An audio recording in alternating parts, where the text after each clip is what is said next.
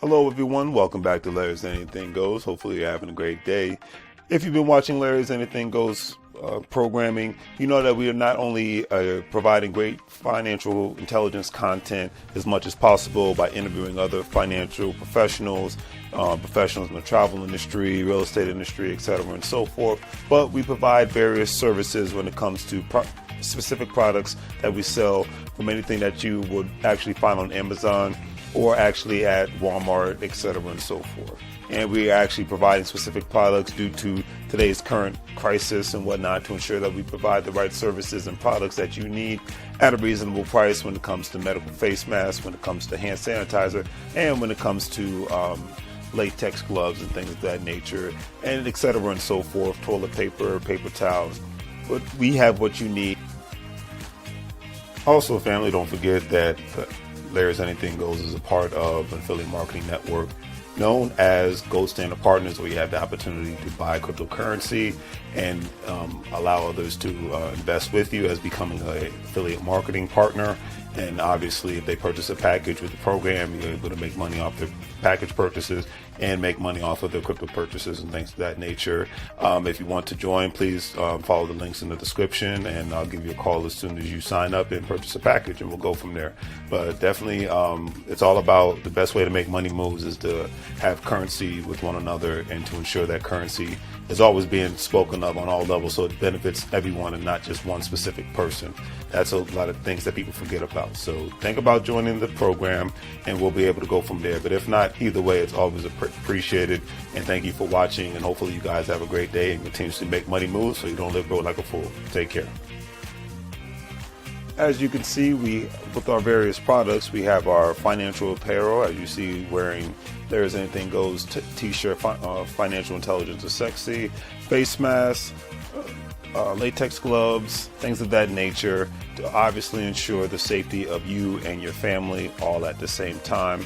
We want to ensure that you get the best products and see the actual products that we're actually providing for you, and giving you another view of not only the shirts and the medical masks, but actually another view of actual latex gloves and the actual hand sanitizer. Because one thing we've learned throughout this unfortunate crisis is that we have to take more precautionary measures to ensure not only the safety for ourselves, but for our families. And having a great pair of hand sanitizers, latex gloves, and medical face masks will ensure that safety.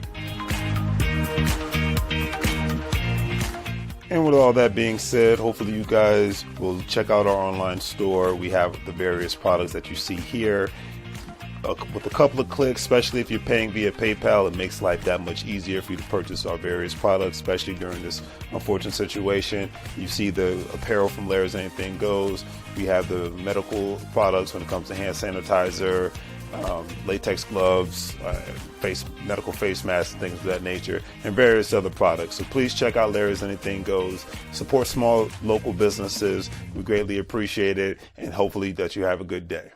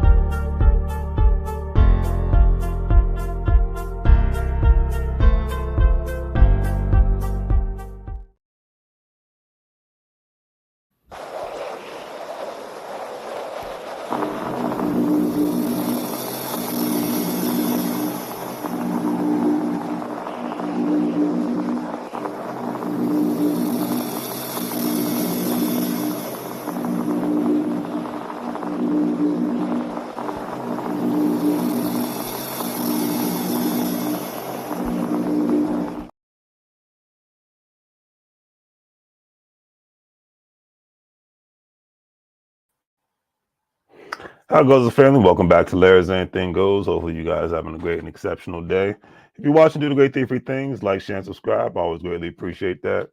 So let's just get down to the brass tactics because to me, this is very, very, very, very interesting. I I read the CBS article. I even had to sign up for a temporary membership just to get the particulars of it all. But the article talking about a large number of American men at their prime working ages between 25 and 54 years old, are not working or even looking for work, or resulting in a major hole in the American economy. Now, before I go on, I'm just surprised and astonished because whether regardless how you may feel about the U.S. economy right now, one thing I can say for certain is that the job market is, for the most part, looking good. And with the job market looking good, even though you have a lot of major, because at the end of the day, the jobs report reads in regards to the majority of the jobs that have been cut have been by the major corporations who did over hiring because they got a good chunk of money from federal spending from 2020 to 2022. Um, and they took advantage of that federal spending, especially keeping people employed and things of that nature, getting their tax write-offs and all that great stuff. Another thing to take into consideration is that majority of the newer jobs that are hiring nowadays is people who are more of the smaller, mid-level mom and pop companies, which usually that's how the game goes. If business picks up for small businesses, therefore they're going to need more bodies. That's just how the game goes.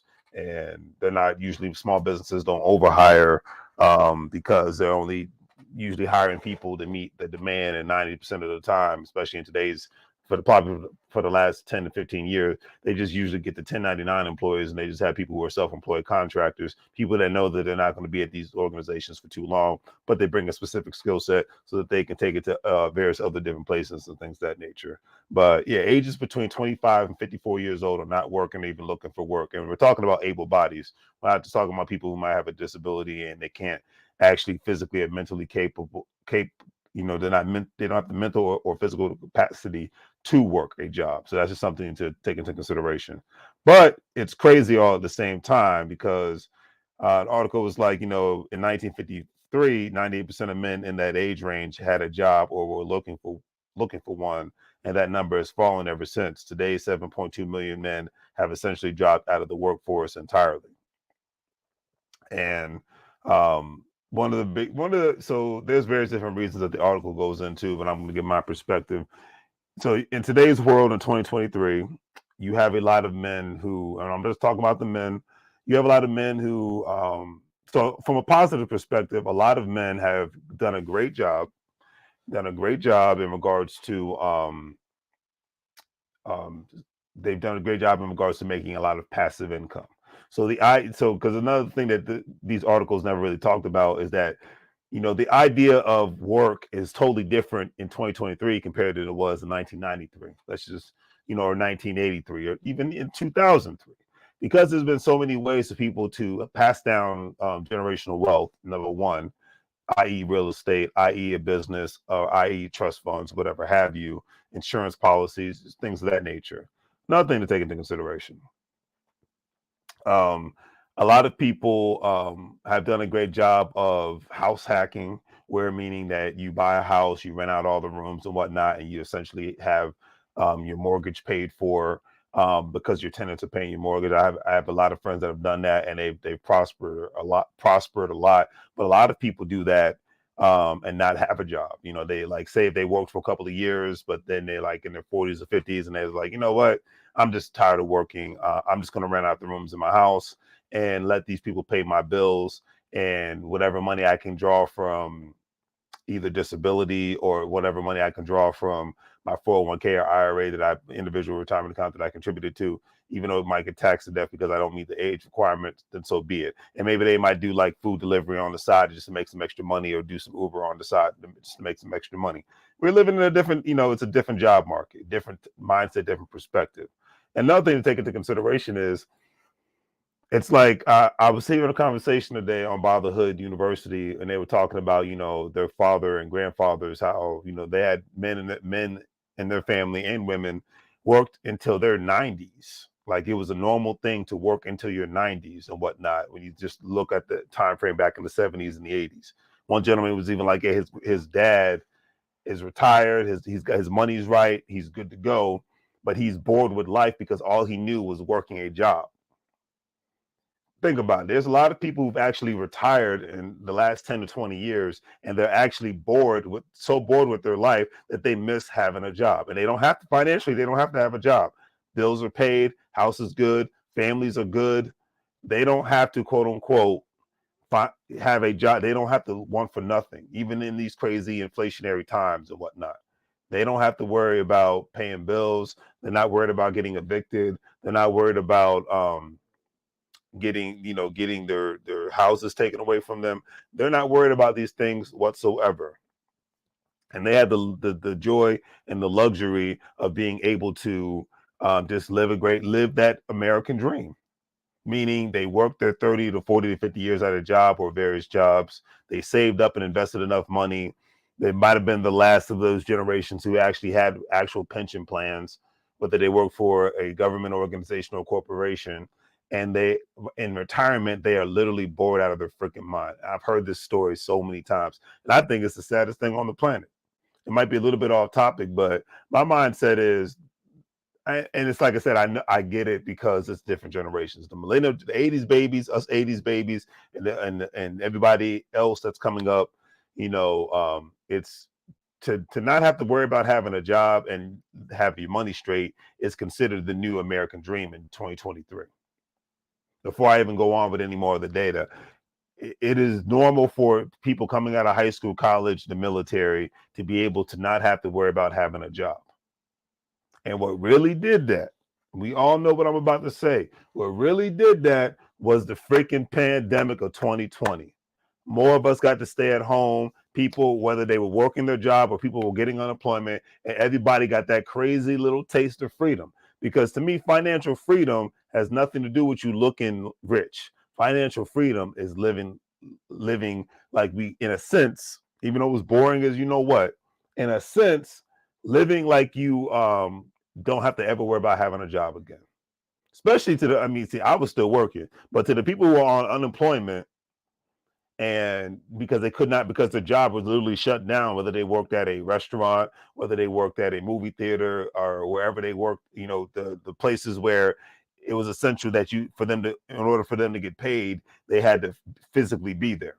You had people that had the joys of being able to sleep in, roll over, scratch themselves, just made sure if they had kids or animal, pets, make sure they were good to go, and sit back down and get on their cell phone or computer and do whatever the heck they wanted for a year or 2 years or at least 6 months. Okay. People got a taste of freedom. And that's why I think this number of quote unquote men not wanting to work, they said up to 7 million men across the United States of America and growing.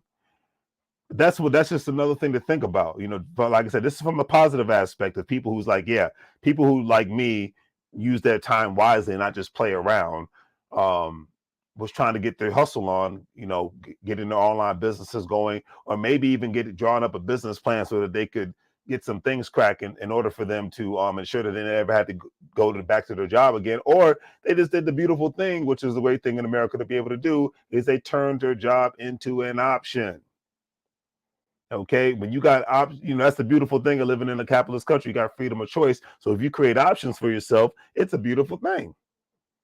I really can't put it on any other aspects, and in the other way. But I got to put the but in there. So now this is the negative aspect of it. You have a lot of men in 2023 who are just straight up bums. all races, all ages, and all places, whether they live in Florida, Texas, California, New York, Washington, D.C., Maryland, Virginia. You got a lot of guys that are bums. I'm going to call it the bruh man from the fifth flow mindset. Now, if you've never seen the show Martin, you're missing out. But the show Martin was one of the best shows in the 90s ever. I was just watching it now, and I got it on my TV now in front of me, where Martin and Brubman were supposed to sell T-shirts of Whitney Houston at a Whitney Houston concert after Martin lost his job due to his employer switching owners of the radio station that he worked at. But long story short, Brubman from the fifth floor, in a sense, was like the neighborhood bum. He'd walk around, hang out at everybody's house. He'd basically break into people's houses. Well, I guess he would just climb through their windows, but essentially entering, breaking and entering, in a sense, to people's apartments, climbing the fire escape, and eating up everybody's food and whatnot when they weren't around, when they were at work or when they were asleep.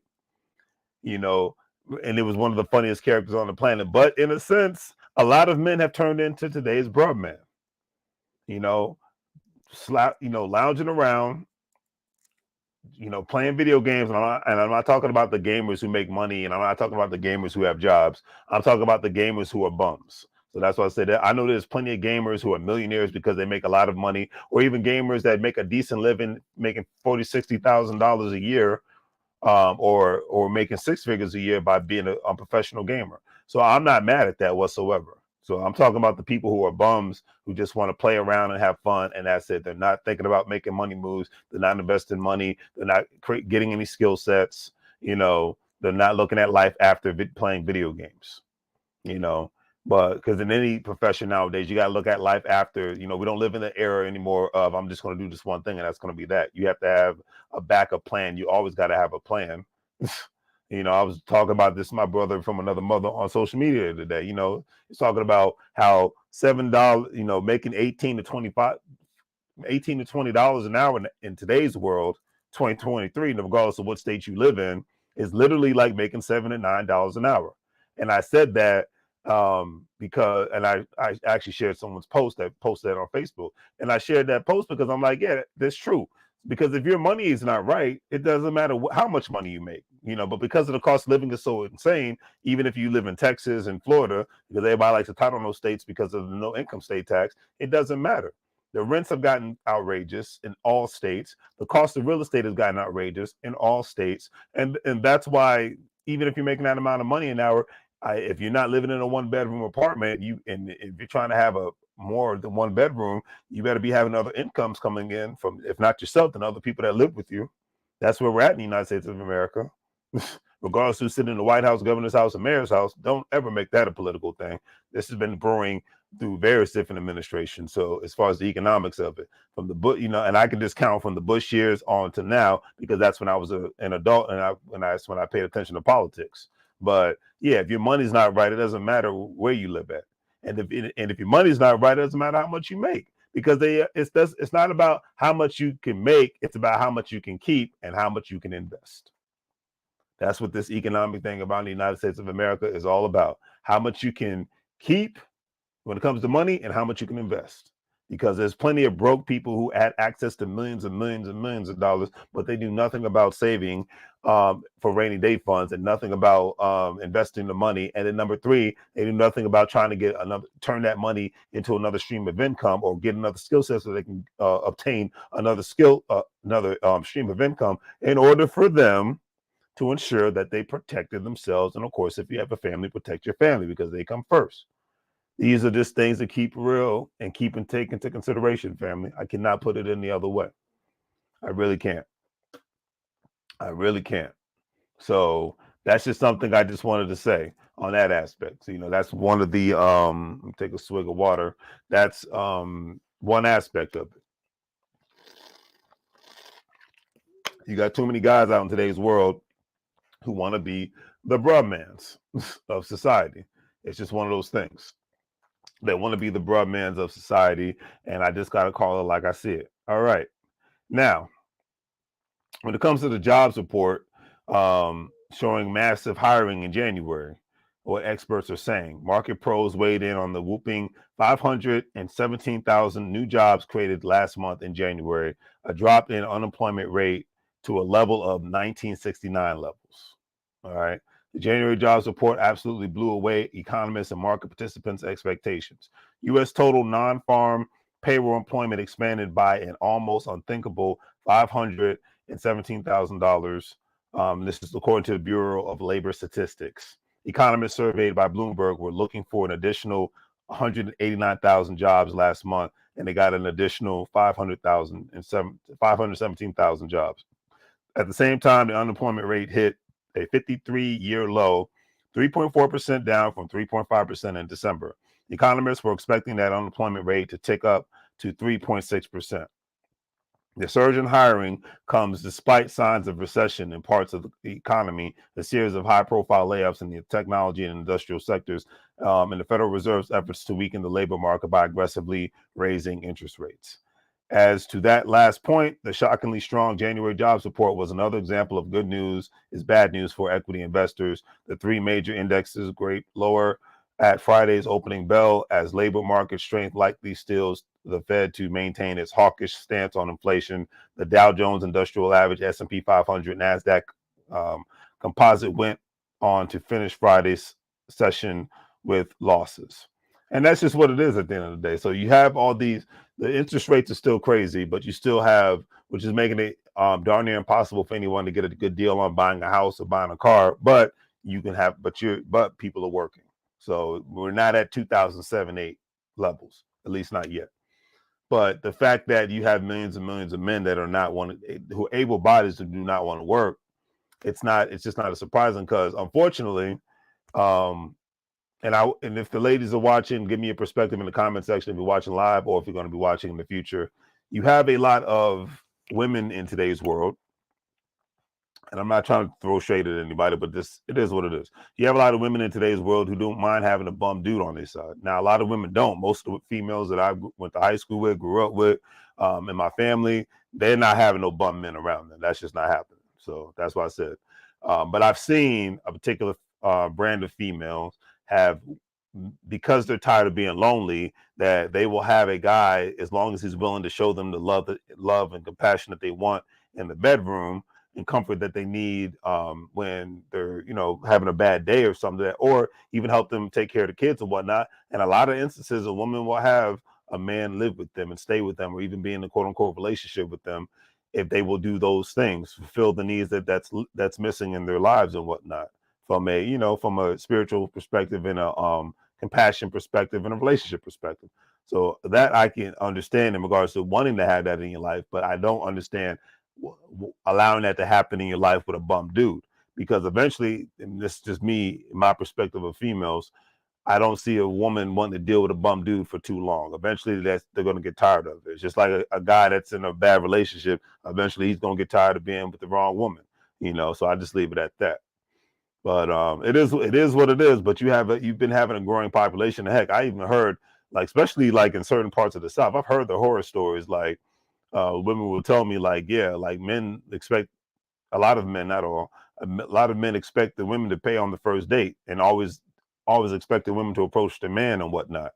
And it's just the craziest thing. I mean, even I remember listening to my brother telling me, he's like, when he went to celebrate his son's birthday party in Vegas, he was astonished how, because back when he used to go to the club back in his day, he was like, the men and women were always, talking to each other. It didn't seem like it's such a divisive atmosphere. He said, you go to any adult mingling spot, it doesn't even have to be a nightclub. It could just be a regular bar. It could be a wedding. It could be anything. And it is very normal to see, when it comes to a single person's perspective, to see men on this side, the women on the other side. Like the total separation is a very, very real thing, and it's insane. So that's just another thing to take into consideration. All right. But and everything, everybody has different perspectives on it, but it's interesting. But then another thing to tackle on, in my personal opinion, why you have a lot of people dropping out of the workforce, whether they're being productive or not, is because now we're in 2023. in the world, regardless of whatever the COVID, I'm not going to read off any numbers, but whatever the COVID numbers may be at, the threat, quote unquote, has lowered compared to 2020 and 2021. All right. And companies want their employers to come back into the office in 2023. A lot of people knew that this day was going to come. Some people didn't think this day was going to come, especially given the fact that so many people left their overpriced states or left their overpriced cities, or in some instances, even left the United States of America entirely to go live in a cheaper area. I remember seeing something about one of the passport bros. He lives in Colombia. This is online. He lives in Colombia, but he's an IT specialist, but he works from home. And that's the thing in the private sector. Most of these people, like a lot of times, if you and like I said, you think about it, if you make six figures and you live in a third, quote unquote, third world country, do you know how much your cost of living is getting cut and your taxes are getting cut like that? It's insane, but it's a growing thing. And people, especially like I said, the 20 somethings, this is going to be a very normal thing as more and more people engage with more and more people around the world and become more of a I wouldn't even say expat, but just become more of because we're already in a world where corporations are global citizens, but now we're moving towards a world where more white collar employees are becoming global citizens, and that's something to take into consideration. And I know I will be talking about that more in the near future. How more and more white collar employees from Western nations are going to become more global citizens by being able to work from home, therefore not having to live in overpriced cities and have to pay excessive taxes and be able to live in third world countries. And third world countries will benefit from that because that would be more American dollars going into, or westernized dollars going into their economy. So I'm going to take into consideration. But anyways, so here I found this. It said top 5 reasons why employers want you back in the office. Number 1, companies are losing grasp on their culture. Now the article says we're encouraging our people to get back to the offices. We think that it's important to our office culture. From everyone I've talked to at EY over the past several weeks, the culture is drying up and firm leadership is desperately scrambling to hold it together. Now, me personally, I call shenanigans on that one. I call nonsense. I really want to call something else, but I'm not. I'm just going to call nonsense on that because my mindset is the studies have already been done showing that, hey, if people work from home, there's more productivity. With more productivity, that means the job is getting done and the company's bottom. And I'm just coming at it from a corporate capitalist perspective. The job's getting done, the bottom line's getting done. Who cares about the office culture? Let's just keep it real. The job's getting done. Who cares about the office culture? Because once again, you have a generation now. You have a generation of people that are like, hey, I just want to get my job done and go home and be left alone. I don't care about the office culture. I just want to be good at my job. But everybody's different, and I get it. And because the article's like, admittedly, the bonding experience created when 6 people huddle around a card table is the closest that's staring at their laptops as midnight cleanup crews vacuum the long office hallways just outside the door is hard to replicate. It certainly isn't the same as each individual sitting in front of their laptop on the makeshift desk in the corner of their one bedroom, 1 a.m., occasionally pinging other team members with questions, updated assignments. But my whole thing is with the office culture. I think the mindset of office culture, in my personal opinion, if it's not dead, it is a dying thing because most people just want to do their job and go home. And most people, especially depending on what industry you're in, you're not really trying to be friends with the people that you work with because you just never know who's going to backstab you, or because most people you're not supposed to be who you are when you're at work. You're supposed to put on, in a sense, they call it being professional. I call it a front because if everybody was truly themselves at work, they would possibly get fired. So that's why my personal opinion, productivity has gone up because when you're at home, you can be yourself. Now, when you get on the Zoom calls or you get on the phone talking to your boss or your coworkers, yeah, you got to, in a sense, put on your professional hat, your game face. However, once that phone call is done, once that video call is done, you can go back to being who you are while working in peace in the comforts of your own home. I love it. That's all I got to say. That's why I call shenanigans on this whole office culture. Who cares about office culture? You want to get the job done. How about that? That's the best part of the culture, in my personal opinion. You want to get the job done. Okay. but it is what it is. I just had to put that on. It's number two. WHF allows employees working from home allows employees to ask why more why more often. Working from home changed the pace enough to give people time to pause and reflect on their current choices and their future. Why were they staying online at 8:30 p.m. just in case the manager needs something while their spouse put their children to bed without them down the hall? Why did they feel any expectation to work during the time they used to spend listening to audiobooks while commuting to and from the office? Why were they given so much to a job that wasn't fulfilling or meaningful as they hoped? Many business leaders voiced their assumptions that employees are distracted and inefficient while working from home, despite numerous research studies that have indicated otherwise. Yeah, exactly. I just think that's just leadership wanting to be in control because the studies are there, and everybody I know that's been working from home, including myself, we've been way more productive and things have gotten done in a better and efficient manner because there's just no point. It's like, hey, I get to the point. Most people want to just get to the point, and I just, I just think it's a control issue at the end of the day, especially in corporate America. I think they just want to have ensure that their employees, even though the job is getting done and it's not affecting their bottom line, they want to see that their office spaces are being utilized because they paid so much money for it. That's what it is. Then another thing is I learned today, it's like, hey, depending on what city, you get taxed for your employee. So if you're going to get, I guess if they're saying to themselves, hey, if I'm paying for this building, I'm getting taxed for these specific employees, they might as well be commuting to work. But that's just another thing. It's like you talk about listening to the audiobooks while they're commuting. Why can't they listen to the audiobooks while they're working from home? Why can't they listen to audiobooks when they're going to the gym, going for a walk? Because at the end of the day, having more people come back from home, leaving the house and going to work has everything to do with money. Let's just keep it real. Before I even read the last three things off, it has everything to do with money because you got to remember, and this is outside the big corporations. Okay, this is outside the big corporations like Google and things of that nature because they already provide you living spaces for you to live. They provide gourmet chefs and things of that nature. They provide all the comforts of home for you to be at the office. But let's just keep it real. If you're working from home and you're not working at the building, not only is it affecting the corporation's real estate issues and tax issues, but it's affecting the other small businesses that are in that area or even big businesses that are in that area. Back in my 20s, foolishly, I used to go out to eat every day. But, when you do that, you're spending way more money. But all these cafes and little restaurants and mom and pop places, they're affected because if these people are not working in the building, then therefore they don't have any customers. Heck, if you're from the DMV area, there's a thing called the Crystal City Underground. I used to work in Crystal City. And I remember that there used to be a place of bustling restaurants and stores, and most of those stores and restaurants are literally gone now. I went there last year, and I did not recognize the place. Even though Crystal City has changed tremendously, but it's mostly a place where people live and not people just live and work. So it's changed their dynamics, and a lot of businesses closed down due to that.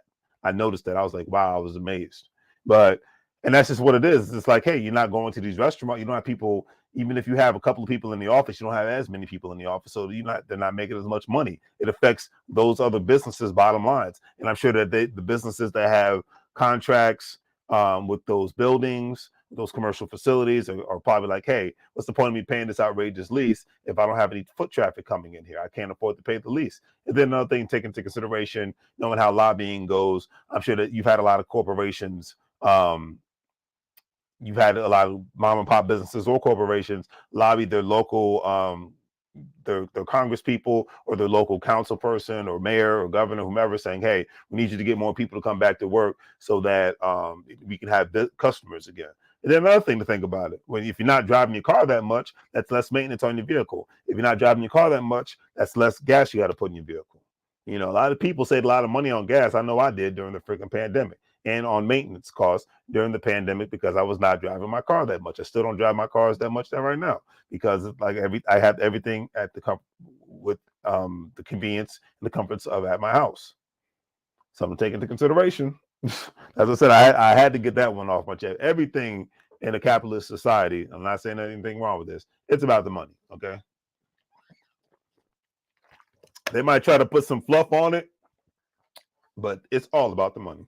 All right. That's why I always say, my t-shirts say, make money moves or you're going to live bro like a fool, because it's all about the money. All right.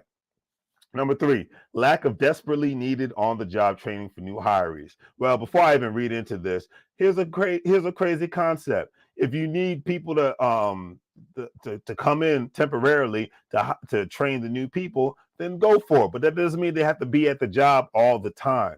You can work out something to have even say, hey, come in for this full week because I need you to help train this person. Outside of a week or 2, 3 weeks tops, if that employee still can't somewhat get the hang of it outside of a Zoom call or a phone call, then I don't know what to tell you, because you got, especially with these corporations, they have these systems where they can just, you can utilize, think of Zoom, you can do the screen share. People can have video chats online. How do I know that this is possible? I mean, that this can be effective because it was effective during the freaking pandemic. But that's just my personal opinion. Anyways, it says over the past 2 weeks, I literally got 15 plus direct messages on Twitter. I average about 2 DMs a week, so that this was huge about the lack of on-the-job training of recently hired staff at accounting firms, along with countless mentions and responses to various things. Experience dollars used to be one of the public's accounting biggest draws. The ability to interrupt your senior manager who is sitting in the same room, or an opportunity to poke your head into the partner's office to have an impromptu chat about the status of a project seemingly disappeared during the pandemic, and firms have struggled to replicate this virtually. Excuse me. I believe firms probably had a problem replicating this in the beginning, but right now it should just be the norm. Okay. It should be the norm to be able to say, hey, virtually, what is the problem? You can do a share screen. And if a person can't, to me, communication is key in any business. I don't care what you're in. So if a person can't effectively tell someone, hey, this is how you're supposed to do X, Y, Z. This is how you're getting trained. 1, 2, I can show you. I've been trained, and I've trained people virtually. I can show you via screen share. Hey, this is how to do step X, Y, Z, and we can even show you a SOP, standard operating procedure, that shows you to go from step A, B, C, etc., and so forth. So my mindset is, if new hires can't catch on outside of having a visual, because I'm a visual learner, that I don't know what to tell you. But that's just me. All right. Anyways, that is just me. Number 4, working from the office is how executives got to where they are. When you think corporate executive, who comes to mind? My guess is that more often than not, the answer is a total douchebag, which is primarily makes up of executive ranks in today's corporate world. These opportunistic people got to where they are by being seen at the right times with the right people. These driven people went back to work after going out for drinks after work. And I get what they're saying. But that's what, to me, when you get to that higher level, now, if you're at big executive level, as far as corporate America goes, or any job, if you're at that big executive level, then yeah, you need to be in the office at least 3 times a week, because you need to be in the atmosphere of the people, and that's how you build relationships. So I do agree with. When it comes to regular worker bees and things of that nature, no, they don't have to be in the atmosphere. But the thing is, it's like America, corporate America. Give your employees the freedom of choice, or just tell them, hey, we need you in the office at least 2 to 3 days a week. I get that, but give them the freedom of choice. But when it comes to your lower tier workers who are not looking to climb the corporate ladder, and they just want, I remember doing what is it? If it wasn't last year, it was in 2021. A gentleman who was from my home area, the DMV area, on the Maryland side of the Potomac River. He was a software engineer, and he quit his job and took a lower pay because he wanted to be able to work from home full time. Because it was, for him, it wasn't always about the money; it's about the quality of life. And my mindset is, to the employees that are not looking to climb that corporate ladder, they're happy at a certain level and whatnot, because they find joy in not having to be stuck in the office and things of that nature. Then that's how it should be. Give them the freedom of that choice, and that way you have a better, efficient workforce. And then you have people that be like, hey, I want to move to another state, but I know my home office is in DC, Maryland, or Virginia, but I only have to come up there to visit every now and then. Hey, that's what it is. Because like I said, today's job market is about quality of life. Quality of life, quality of life. That's what the pandemic taught people. So if you're not willing to have that compromise, and I will, especially like I said, the 20 somethings, trust and believe, These people are not going to want to be the old-fashioned way of the 1985, 1990s generation, early 2000s generation. Having that more options and opportunities is the new American dream, in my personal opinion. But I'll leave that alone. Last but not least, employers want to track you, and that's easier to do at the office. And I didn't even need to read it. I don't even need to read into this because I can just all I got to say about this is, as a manager, as a corporation, you have failed. I repeat, you have failed your people if you have to babysit them.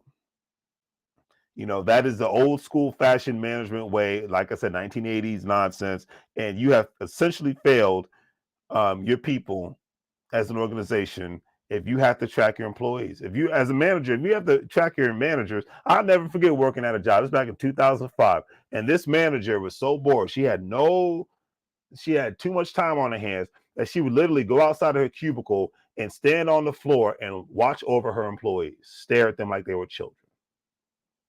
Like these are grown-ups. I'm like, if your people have a question, then cool. But you're literally staring at these people like they're children. And it was just the worst form of management I've ever seen in my freaking life. And I was in my early 20s. I think I was 23, 24 at the time. I'm like, are you serious? But yeah, it was, and her management allowed this to happen. She was essentially babysitting everybody because she was a micromanager. The micromanagement mentality is like, if you have to do all that, you're working too hard.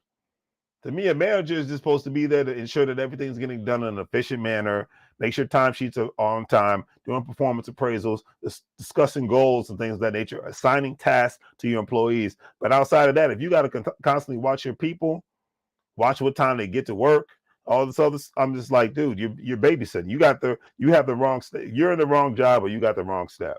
So I have to leave it at that. Okay. So I don't think there's much more I need to go into it when it comes to this whole thing, because I just find it to be interesting.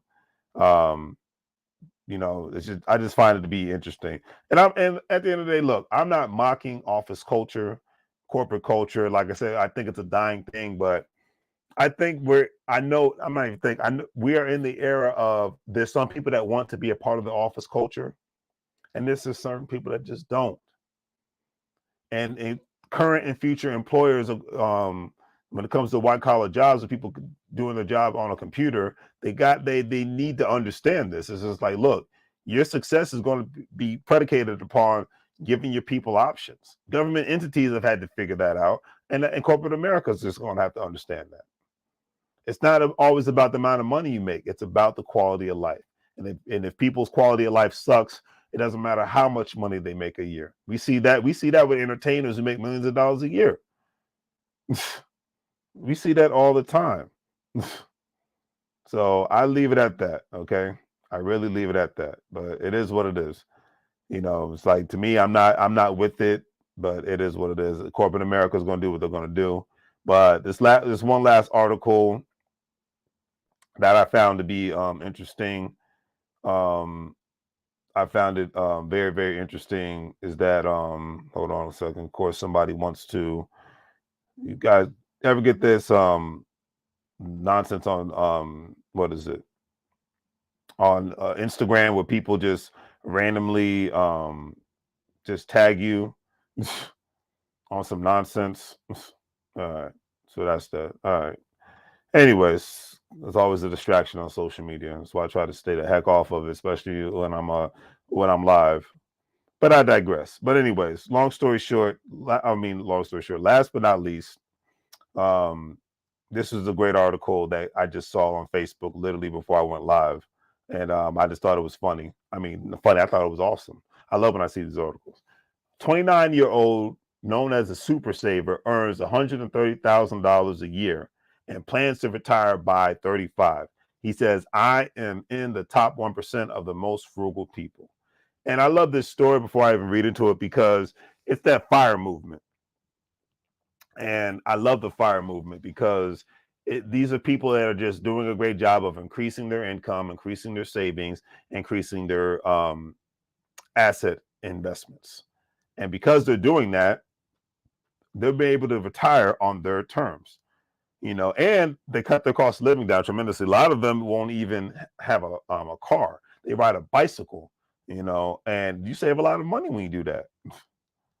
You know, you save a lot of money when you do that. Let me make sure I read this um, out because I always forget what FIRE stands for.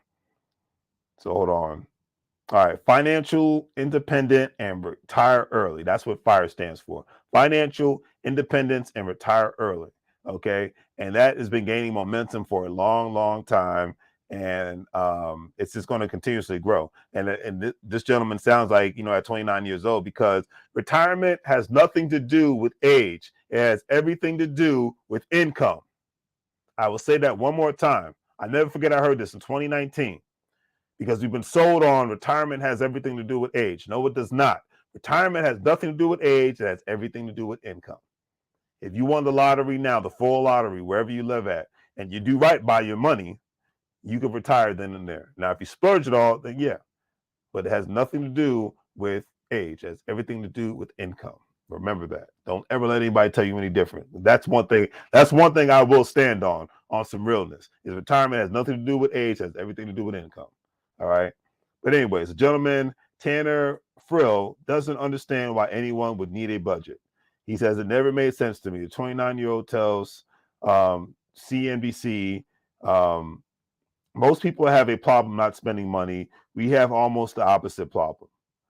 He says him and his wife, Isabel, live in Minneapolis, Minnesota, are practically allergic to spending money on anything they don't see as a necessity, a shared attitude that plays into the couple's financial strategy. FIRE. Yep, I knew it was part of the FIRE movement. His family is part of the FIRE, short for Financial Independence, Retire Early movement, and specifically adheres to a strategy known as Lean FIRE. Practitioners of this version of FIRE look to supercharge their savings rate by cutting out as many extravagant expenses as possible. And before I go forward, that's another thing that people don't realize, because when I put that statement out about $7 an hour is basically today making $18 to $22 an hour is like making $7 to $9 an hour. This one young lady commented, she says, a lot of times it has everything to do with your spending habits. And I could not agree with that statement more. If you don't have a car payment, if you don't got student loan debt, if you don't have child support, if you don't have alimony, if you don't have a crazy outrageous mortgage or whatnot, if you don't have crazy outrageous rent, if you live below your means and you make $135,000 a year, you could put yourself in a position, and you don't even take extravagant vacations or anything of that nature. Live below your means. You live amongst those FIRE principles. You could possibly retire within 5 to 10 years. But people don't realize that. People can't even fathom that, because people get put to sleep by thinking the American dream is retiring at age 65. All right. No, the retirement is whenever you have enough money to retire. That is what it is. And that's why I love, love, love, and respect and support the FIRE movement, family, on some realness. All right. Anyways, this gentleman and his family stashed away roughly $380,000 and hopes to save at least $625,000 to fund an early retirement at age of 35, which is 6 years away, clearly, 7 years away. A portfolio of that size would provide his family $25,000 per year in annual income. Currently, he is a primary breadwinner for his family, which also includes first-year son, 1-year-old son, Teddy, and 3 cats. He earns $135,000 a year as a software engineer, and about half of each paycheck goes towards food and living expenses every month. He invests the rest. He says his super saver lifestyle is setting him up for early retirement. Pursuing FIRE from an early age, it all seems to make a lot of sense to me. Growing up as one of 6 kids in Rochester, Minnesota, he learned about the importance of stretching a dollar. Family vacations meant packing into the van to visit family members or spend time at free to enter national parks or monuments. Lunch breaks typically meant pulling over for roadside PB and J's. And I believe that, like, that's one thing. And I think that's why the thing that I love to do, that's the only expensive thing I like to do, is I like to travel. When it comes to everything else, I'm very cheap, but I love to travel. I don't have to have a fancy car. I don't have to have a fancy home, but I love to travel. That's why I'm going to get back into the travel industry again, because it just makes sense for me to get pay myself when I travel, and get a commission off of when I travel out of town. But that's neither here or there. And I'll be making that announcement probably within the next month when I get set up in the month of March. But anyways, so if you're going to be interested in traveling, travel with Larry's Anything Goes LLC. But anyways, as a kid, that's how it was for my generation. I mean, I only took one vacation as a kid as far as a trip.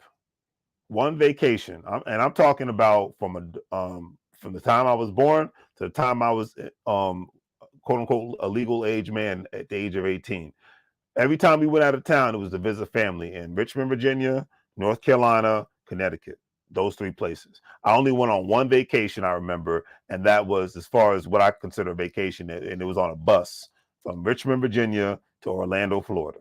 It was with my grandmother, my stepbrother, my aunt, and some other cousins and whatnot. And we went all over Orlando, Florida. It was with her church, so we went everywhere. Epcot Center, Disneyland, Universal Studios, all that good stuff. So that was the only trip I remember as a child that was considered vacation without me going to see family members. That or going to Virginia Beach, but that was a 2.5 hour drive in the same state that I lived in. But that was it. Usually those two things.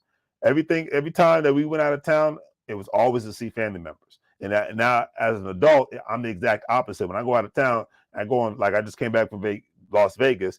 I was in Vegas to have fun and enjoy myself on my 40th birthday. But that's neither here or there. But it's real talk. It's like when it comes to vacations, yeah, because vacations, traveling is expensive regardless of the situation. So I get what he's saying on that one. He says family wasn't hurt for money. They just wanted their kids to learn to work for the things that they valued. Whenever we wanted something as a kid growing up, we have to spend our own money to buy it or wait until birthday or Christmas. And I respect that principle. I think that's one of those firm principles that need to get back into families, raising families and whatnot, so people can understand and respect the value of a dollar. As a result, he follows his siblings' lead and got a paper route at the school age child and worked all the way through high school. By the time he got to college, he discovered a blog written by Peter Edney, also known as Mr. Money Mustache, one of the foremost figures in the FIRE movement. Something instantly resonated. It all seemed to make a lot of sense to me. He says basically just spending as little as you can so you can live your life as fully as you want. He graduated from the University of Minnesota in 2015 with a degree in mathematics and scored a job at a national security agency. Oh, he works for NSA. Dang. I'm surprised he's even allowed to put this in the article. But anyways, he got a job with the National Security Agency that paid him an annual salary of $66,000 a year. That same year, him and his wife, Isabel, who had been high school sweethearts, got married. Within 2.5 years, the couple had saved up enough to put down payment on the house in Minnesota where they lived upstairs and covered mortgage payments by renting out the basement in an Airbnb. Boom. And that's what it is. So they turned their house, not only a place into a happy home for their family, but they turned it into an asset at the same time. And they purchased their second home for $185,000 in 2018 and sold their first home not long after, when managing it as a rental became cumbersome. They put up the basement in their new home for short-term rentals, but had abandoned that plan when Teddy arrived in 2021, the 1-year-old child. The house's floor plan is just 675 square feet, close quarters for a couple of new parents, one of whom intermittently works from home. The salary has risen up to $135,000, and he currently makes a couple have resisted lifestyle creep and maintain their commitment to live frugally. If the family needs something, they hunt for it for free online marketplaces such as Craigslist. They said they also have garnered a reputation with their family and friends as being very frugal and thrifty. He says we do end up getting a lot of free things just because of the family member will see something free on the side of the road, and they'll think that we might like it, some of that nature. And additionally, the couple doesn't have to shell out money for any other hobbies. Tanner is an avid runner, podcast listener, and board game player, while Isabel writes and runs a Twitch stream. They both enjoy playing video games in the evenings.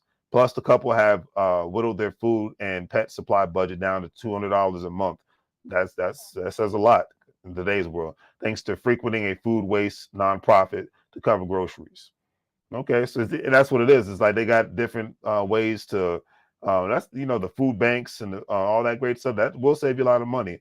For $25 a bundle a bundle of a half of carload, and they just give a ton of food. Then they drive off, and you have probably half your groceries for the month, if not more, depending on how much you want. And that's just what it is. Because and that's smart, because I can just imagine the amount of money I pay for groceries. I can just imagine what it is for a family, 3 people. I'm paying for myself. It's $100 something a week, so I can just imagine.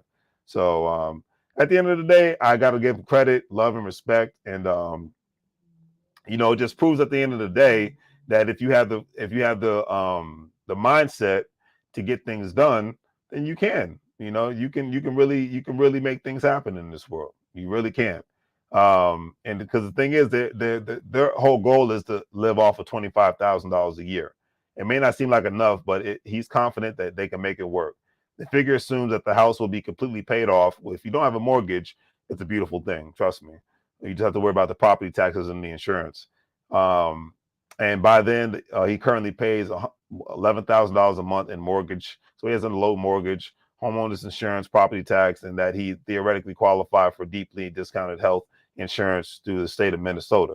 Okay, deeply discounted. So the state of Minnesota has their own discounted health insurance, which is smart. Still, given how his life has changed in the past few years, he understands that he'll have to be flexible when it comes to the exact dollar amount and timing of his early retirement. If he and his wife decide to have more children and move to a bigger home, for instance, they might change his calculus. And that's what it is. So it's a great plan that they have now, but life does happen and things might change.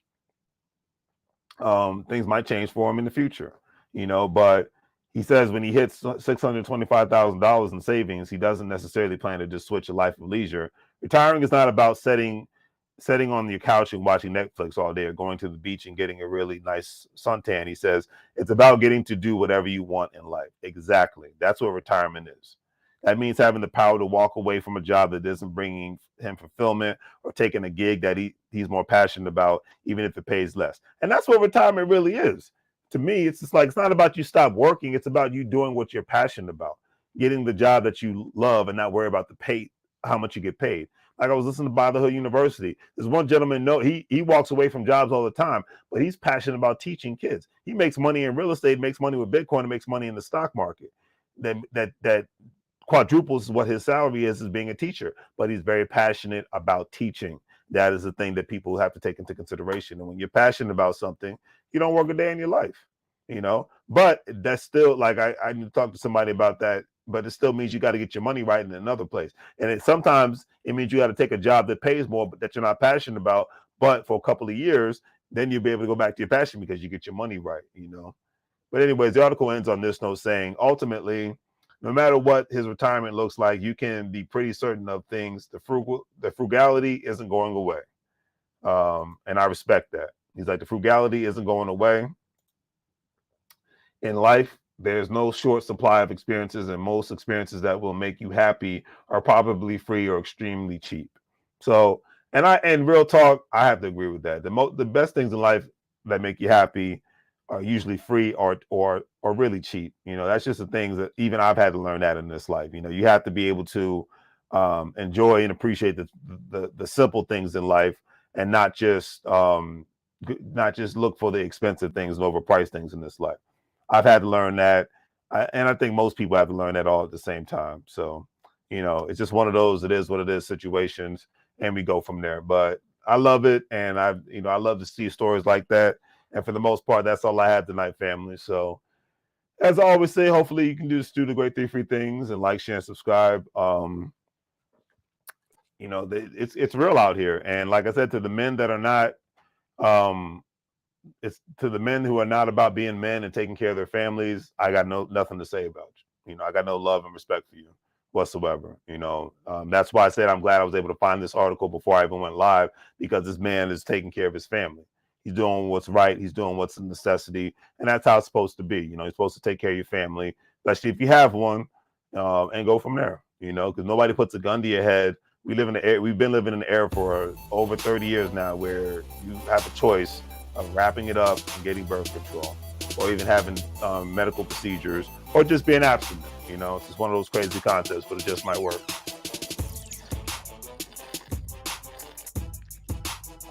So on that note, family, do the great 3 free things.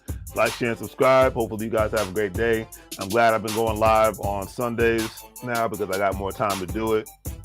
And the metrics say that more people watch during the week, but hey, I'm off on the weekend, so this is the time for me to really get these lives going.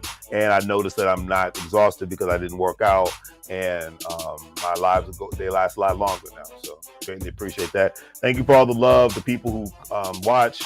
Well, I really hope you subscribe, and I really hope you like my videos. But hey, that's all good in the neighborhood. If you're a stock market investor, crypto investor, individual retirement account investor, don't forget to check out WEBULL, Stash, Acorns, Crypto.com, Coinbase, all those platforms. Once you sign up, you'll be able to make some money moves and be able to go from there. Especially with WEBULL, you get up to a couple of free stocks and all that great stuff. But hey, the FIRE movement is real, all right? And I love it. That's all I can say about that. So, and like I said, there's so many jobs out here now. So able-bodied men, start working. Stop playing around. Able-bodied men only. That's who I'm talking to.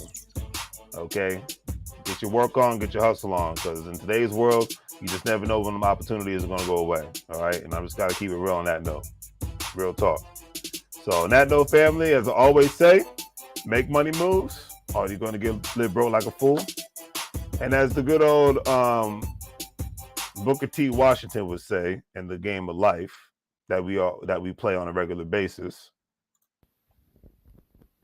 Don't hate the player. Don't hate the player. Hate the game.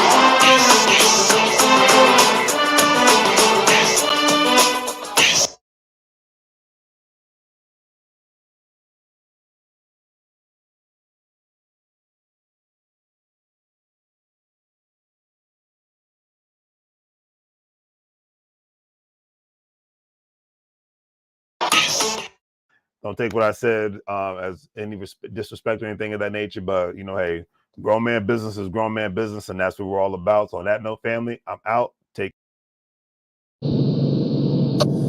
Mike, now.